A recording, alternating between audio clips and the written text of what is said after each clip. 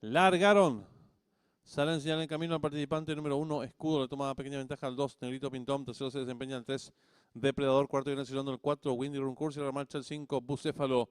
Los competidores están enfrentando el codo, hay lucha en la delantera, número 1, Escudo, pequeña ventaja sobre el número 3, Depredador, tercero se desempeña el número 4, Windy Runcourt, cuarto mejorando por fuera lo hace el 5, Bucéfalo. En la quinta ubicación se desempeña el 2, Negrito Pintón. Los competidores están en mitad de codo con el número 3, Depredador, cabeza de ventaja sobre el número 1, Escudo, tercero se desempeña el número 4, Windy Runcourt, cuarto mejorando por fuera lo hace el 5, Bucéfalo, y están en la recta final.